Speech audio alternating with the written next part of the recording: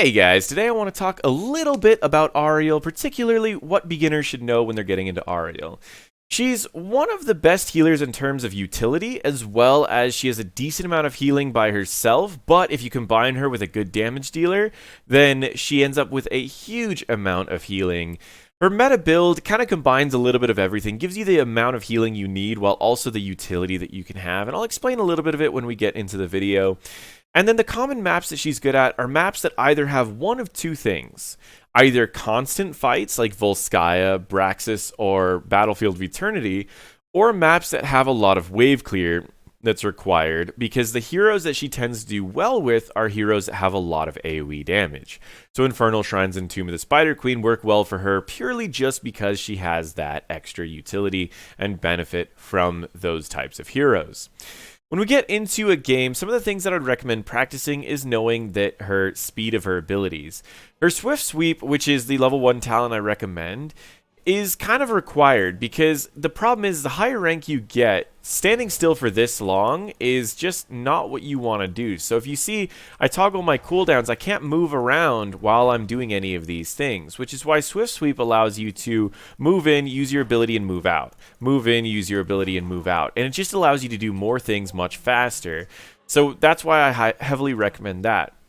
Then it's at level 4, after picking that up, Repeated Offense gives you the burst damage, brings up the utility and the healing. Remember, the more damage you do to heroes, you heal more as well. Energizing allows you to be your own battery.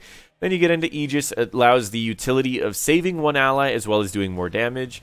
Followed by the level 13 of Piercing. So if there's multiple people in front of a wall, you can stun their entire team, as well as lowers the cooldown of your stun.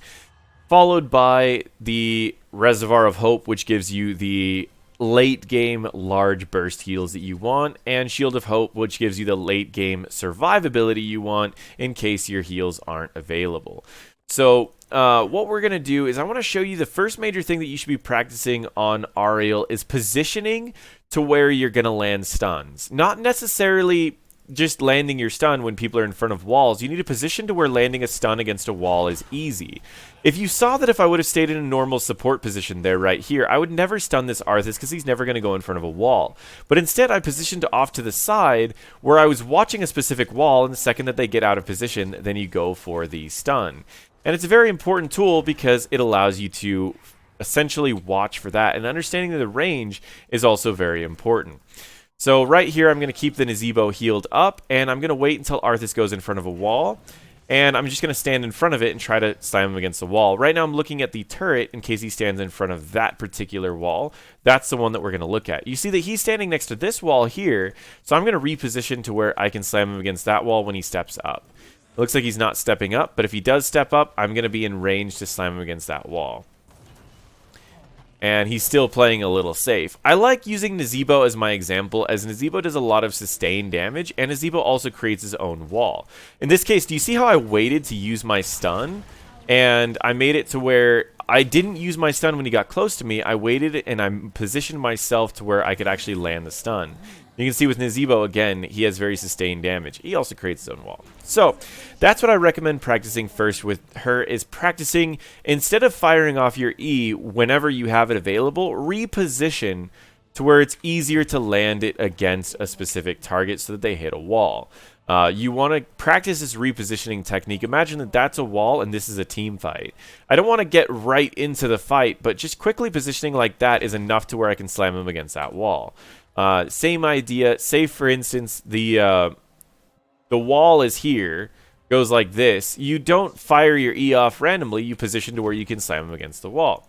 So essentially how you want to deal with all of these things is you're going to be healing people, but because you have such a long cooldown heal and you're waiting for energy to get everything back up, you can kind of heal and then use your Q for some damage, and then as you're waiting, you can slam something against a wall and then go back in to the heal again when the heal's back off cooldown.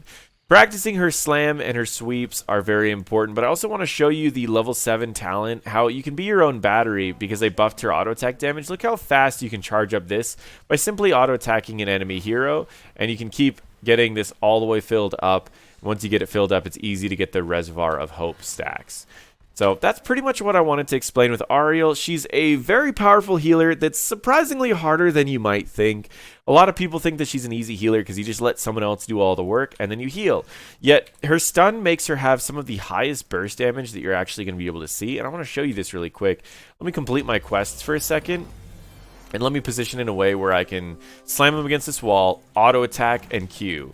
1,789 damage. That's almost half of a support's health. Having a support that can do half of another support's health is huge at any point. Not to mention that you can add an extra 600 damage if you ult it at the right time, combining a lot of burst damage. So she's one of those healers that she's easy to pick up, but very difficult to master to get actually really powerful with her. So hopefully this helps you out, seeing the utility that she has and the capability that she can do, all of the potential that she has, and as well as some of the people that she's good at matching up with.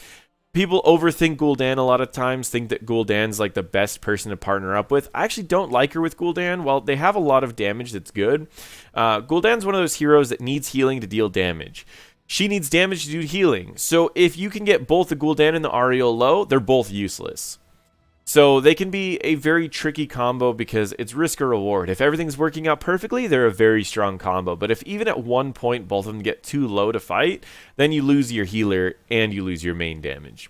So feel free to try her out with a variety of tools. And if you'd like to, guys, throw in the comments below your favorite people you'd like to partner up with Auriel, and so that new players can see people that are great to partner up with her. Thank you so much for watching, and feel free to check out my other videos.